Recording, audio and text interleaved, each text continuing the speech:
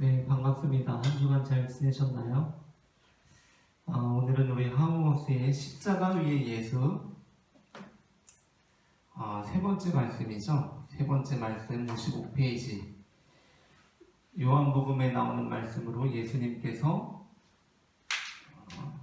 어머니 마리아에게 여자여 보소서 아들이니이다 라고 하신 부분과 또 즉시 이어서 하신 말씀 사랑하시는 제자에게 보라 내 어머니라 라고 하신 그 말씀에 대해서 한번 살펴보려고 합니다. 이 말씀이 물론 모든 말씀들이 다 중요하지만 이 말씀들의 특징에 대해서 우리가 먼저 이야기를 해보자면 예수님께서 십자가에서 하신 말씀들이 지난주에는 강도에게 하신 말씀이었고 어떻게 보면 회심자입니다. 그러니까 구원의 밖과 안의 그 경계선상에 있는 자, 그 밖으로부터 안으로 옮겨지고 있는 자에 대해 주신 말씀이었고, 그리고 또 두 개는 하나님께 하신 말씀이죠. 그게 첫 번째 말씀하고 일곱 번째 말씀이 될 거예요. 아버지 저들을 사하여 주옵소서 자기들이 아는 것을 알지 못함이니이다 라는 말씀과 아버지 내 영혼을 아버지 손에 부탁하나이다 라는 이 말씀이 될 텐데 아까 누가복음에 나온 말씀들이죠. 다 누가복음에서는 아버지께 말씀을 하고 또 구원의 경계선상에 있는 자 회심자에게 이 말씀을 하시는 것이고 네 번째 말씀으로 어떨까? 나의 하나님 어찌하여 나를 버리셨나이까? 엘리 엘리 라마 사박다니 이 말씀을 많은 사람들이 이 말씀을 예수님께서 하나님께 하신 말씀이라고 그렇게 생각하지만 저는 그렇게 생각을 하지 않고요. 이 말씀은 예수님께서 대중들에게 하신 말씀입니다. 그러니까 온 무리들에게 모든 사람들, 예수님을 그때 바라보고 있던 모든 사람들에게 하신 말씀이고 그게 마태복음과 마가복음에 나와 있는 유일한 말씀이에요. 그리고 다섯 번째 말씀, 여섯 번째 말씀, 내가 목마르다, 다 이루었다라는 말씀은 대중에게 하신 말씀일 수도 있지만 혼잣말이라고도 할 수 있겠죠. 예수님께서 혼잣말로 되내신 말씀.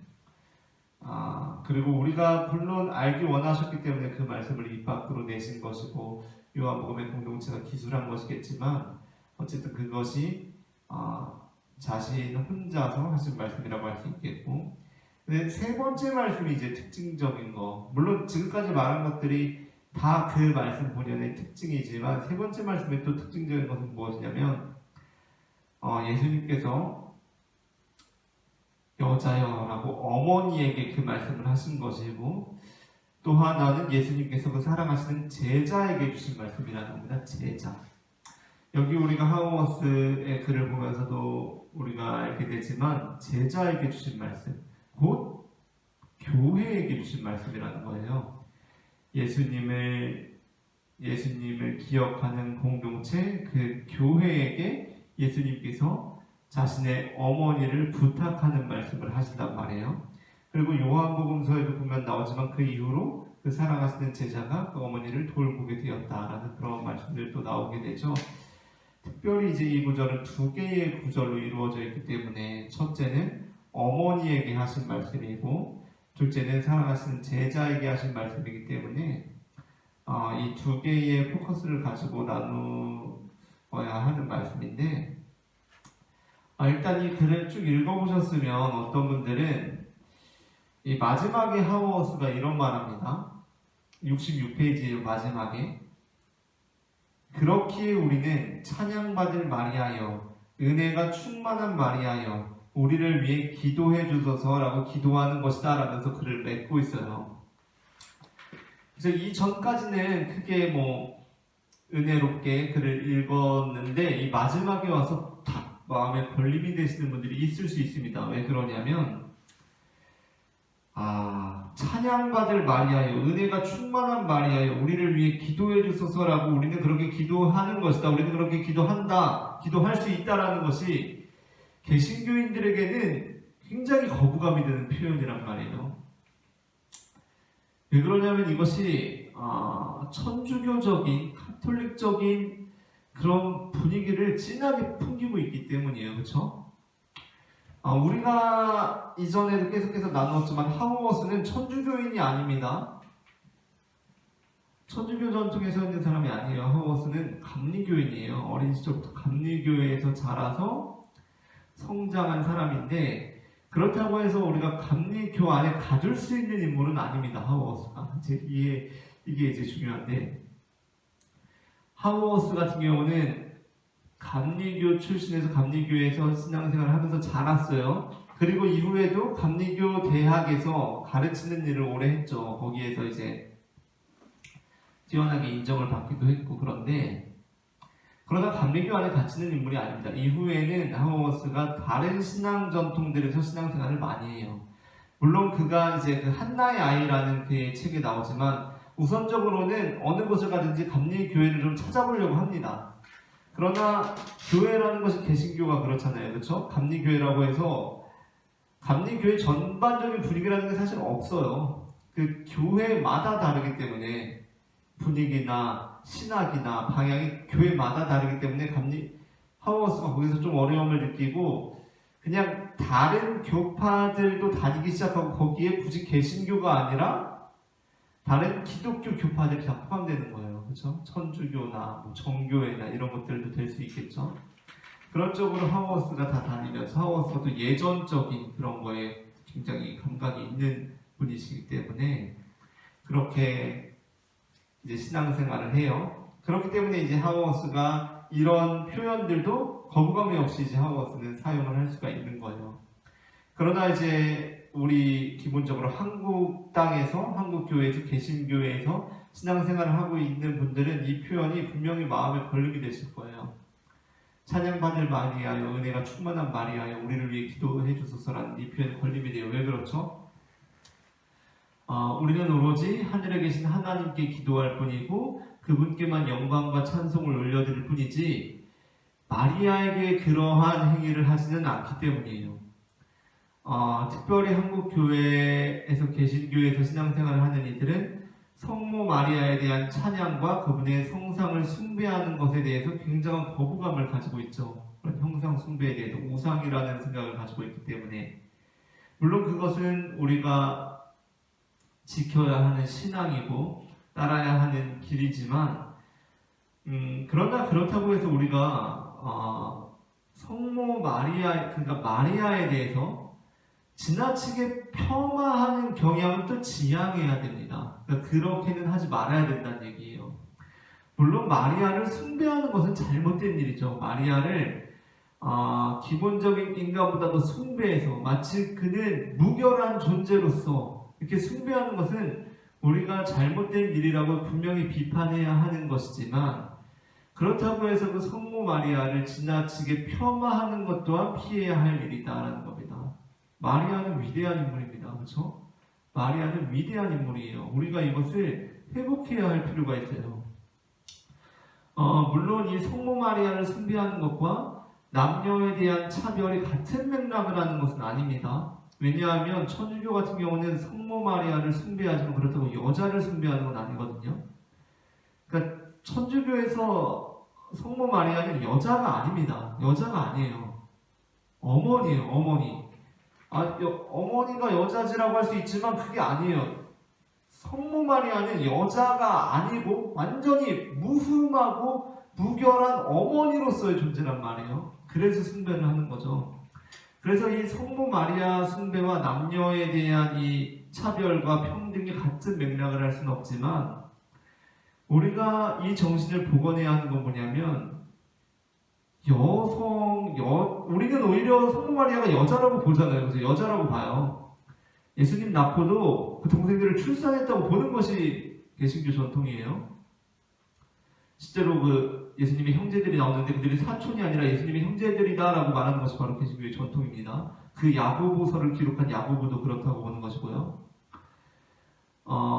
마리아가 성적으로 순결한 상태에서 예수님을 낳았지만 그 이후로도 성적으로 계속된 순결함을 유지하면서 살아갔다고 볼 필요가 없다는 것이 바로 개신교 전통이라는 거예요. 그래서 여자로 보잖아요. 여자. 그렇다면 개신교는 어떻게 해야 합니까? 여자지만 마리아는 위대하단 말이에요. 마리아는 교회의 위대한 인물이에요. 그렇다면 우리 개신교에서는 어떻게 할까요? 개신교에서는 천주교에서는 마리아를 숭배하면서도 여자에 대한 지도력을 전혀 인정하지 않죠. 교회에 대한 여자의 지도력을 인정하지 않아요. 개신교는 그나마 나아요. 개신교는 일부 교파들에서 여성에 대한 목사 안수를 허용하고 목사로 활동하고 있기 때문에, 감리교회를 대표적으로. 그러나 지금도 물론 한국 교회에서 여성의 지도력은 굉장히 약한 상황이죠. 그것이 회복돼야 된다는 거예요. 목회자로서도 그렇고 대부분의 교회에서 여성 장로님조차 없고 현격히 적은 상황 아닙니까?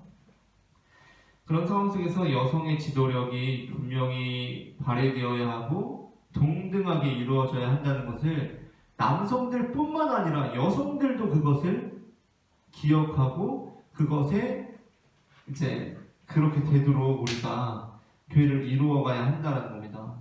남성들뿐만 아니라 여성들 역시도 교회에서 여성들이 지도력을 발휘하는 것에 대해서 부정적인 시각을 가지고 있고, 그렇기 때문에 분명히 극복해야 하는 그러한 상황인 것이고요. 이제 이 본문을 우리가 살펴보면서 마리아의 위대함에 대해서 이제 우리가 나누게 되는데, 마리아를 하워스가 누구하고 연결짓고 있냐면 바로 아브라함하고 연결을 짓고 있어요. 아브라함. 우리가 복음서를 보면 마태복음 시작부터 신약성경 가장 첫 구절에 한국말 성경에 나오는 인물이 누구죠? 아브라함이죠. 아브라함. 신약성경이 아브라함이라는 말로 시작합니다. 아브라함과 다윗의 자손 예수 그리스도의 계보라라고 시작되죠. 한국말 성경은 그렇다는 거예요. 그만큼 어쨌든 뭐 다른 성경 막론하고 첫 절에 아브라함이라는 이름이 등장하는데, 예수님께서는 아브라함의 자손이라는 뉘앙스가 사실 복음서에서는 잘 없거든요. 잘 없어요. 물론 예수님께서 아브라함의 자손이라는 것은 예수님께서 열방의 구원자가 되시고 단순히 다윗으로 상징되는 그 유대계뿐만 아니라 아브라함으로 상징되는 그 열국의 아비잖아요. 아브라함이 그 열국의 아비 열방의 구원자가 되신다라는 의미를 담고 있긴 하지만 우리가 복음서에서 새로운 모세로서의 예수님, 새로운 다윗으로서의 예수님을 많이 기억하고 말씀을 나누지만 새로운 아브라함으로서의 예수님은 사실 우리가 익숙치 않아요.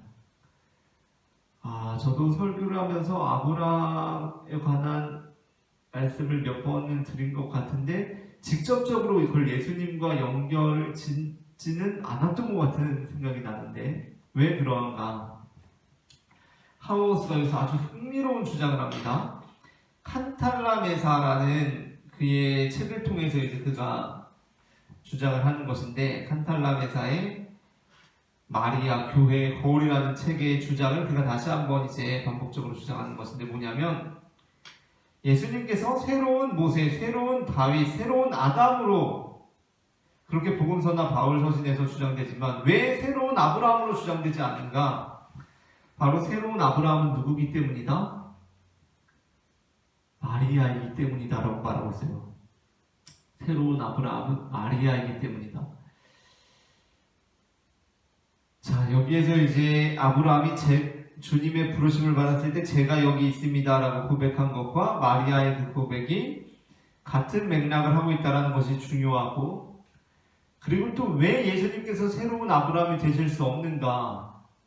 물론 예수님께서 열국의 구원자라는 면에서 아브라함의 자손이고 그분을 모델로 하고 있지만 예수님께서 왜 복음서나 바울서신에서 새로운 아브라함으로 잘 언급되지 않는가를 생각해보면, 아브라함은 어떤 인물이냐면 그가 물론 믿음의 조상이고 그 고향을 떠났다는 면에서 굉장히 위대하지만 그의 믿음은 어디에서 가장 두드러지게 드러납니까?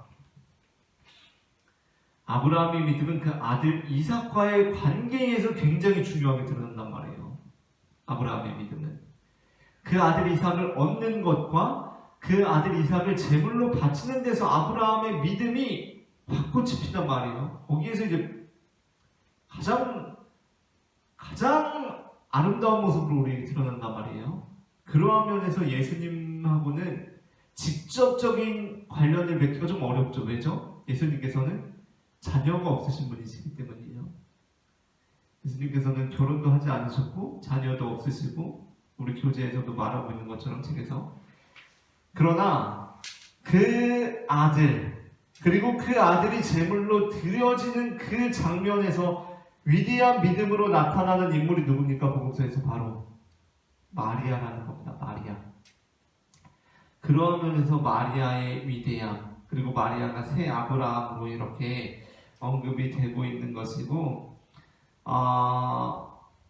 61페이지에도 나오죠. 하나님은 이삭을 죽여서 피를 흘릴 수도 있었던 아브라함의 손을 제지시키셨다. 하지만 성부께서는 마리아의 아들이 희생되는 것을 제지하지 않으셨다. 예수님이 마리아에게 보소서 당신의 아들이이다 라며 말씀하신 것은 그녀에게 우리를 살리기 위하여 자신의 몸에서 난 사람이 희생될 것을 지켜보라고 부탁하는 것이다 라고 이렇게 말하고 있습니다. 그러면서 또 한편으로는 이제 예수님께서 그 어머니를 제자에게, 교회에게 부탁하셨다는 것이 중요한데 그것은 바로 우리 교회가 그 마리아의 믿음, 마리아의 유산을 우리가 잃지 말고 받아들여야 된다는 것을 예수님께서 강조하신 것이라고 할 수 있어요. 그래서 우리가 그 마리아의 믿음을 폄하할 것이 아니라 그것을 물론 숭배하는 것은 아니지만 우리가 그것을 잘 유지하고 받아들이고 특별히 우리가 오늘 같은 시대에 더욱더 그것을 재발견할 필요가 있겠다라는 생각을 하게 되는 것이고요. 또 이제 마지막으로 하나 특징적으로 살펴보고 싶은 것은 무엇이냐면 요한복음에만 예수님의 어머니께서 예수님 십자가 주변에 계세요. 요한복음은 심지어 예수님의 어머니 그리고 예수님의 이모도 같이 있었다라고 말씀을 하고 있는데 특별히 마가복음을 우리가 보거나 다른 복음서들을 보면 예수님의 십자가 주변에 예수님의 어머니가 언급되지 않습니다. 계신다고 말하지를 않아요.